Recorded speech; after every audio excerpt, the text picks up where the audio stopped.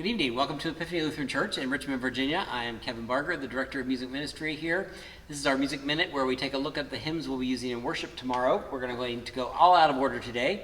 So we'll start with our communion hymn, and that is Bread of Life from Heaven. This is actually a mishmash of two hymns that have been put together into one. Susan Briel and Marty Haugen actually partnered for this hymn, and there was a set of bilingual Eucharistic acclamations, and that was what the Santo became the refrain. So Holy, Holy, Holy, or Santo, Santo, Santo. And that was the refrain section. So that's kind of the first song. The section that followed that was the section that added the verses, and it was introduced at a gathering of Lutheran bishops' assistants in Texas in 2001. There's a lot of flexibility in this particular thing because the congregation can sing the entire song. You might just sing the refrain, or you might just sing the verses, or you might do choir versus the congregation, cantor versus choir. There's any number of things that you can do with this one. Bread of Life from Heaven.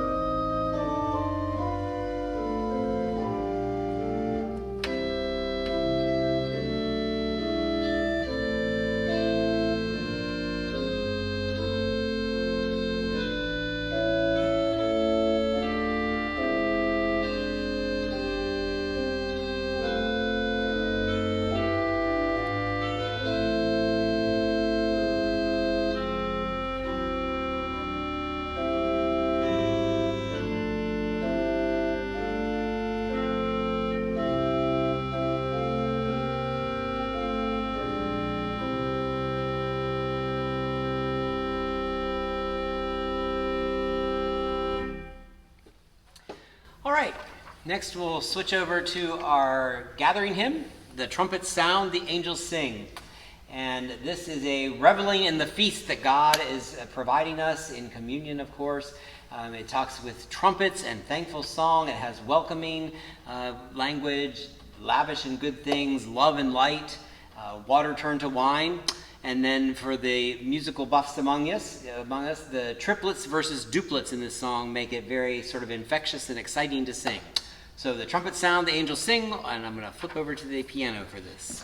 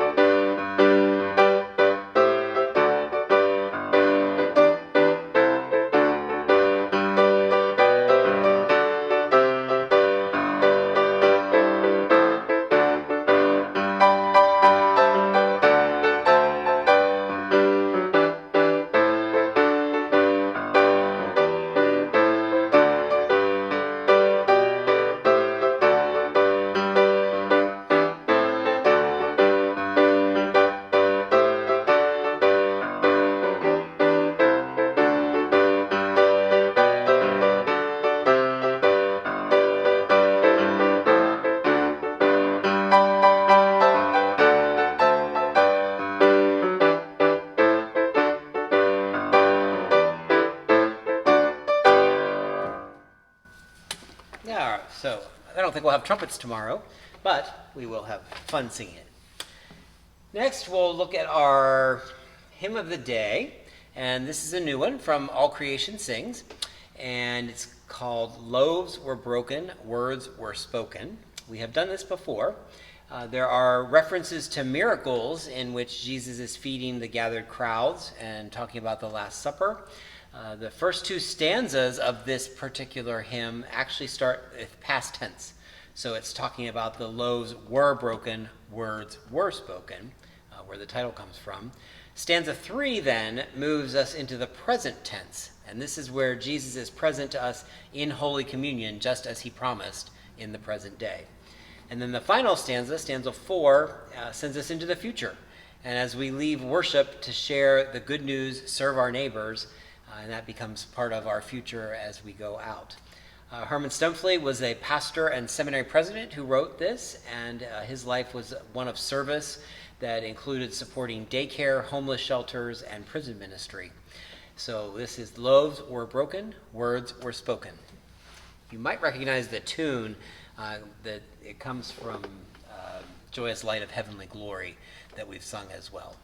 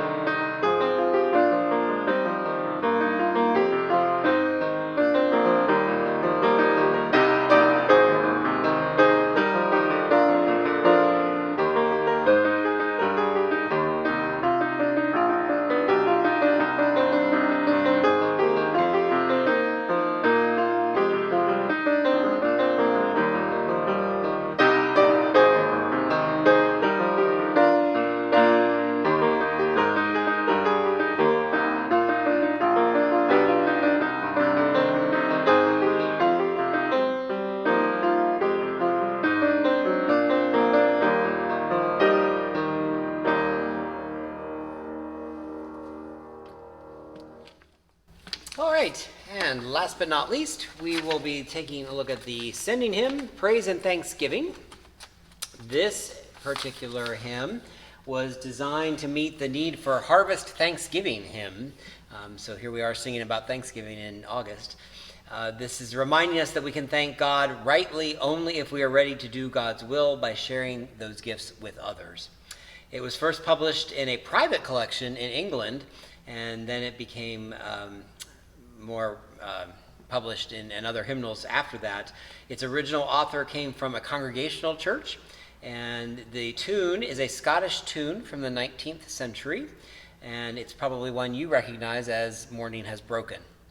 And like so many, there are many texts that are using this tune, so we'll go with Praise and Thanksgiving, Morning Has Broken, however you hear it, tomorrow.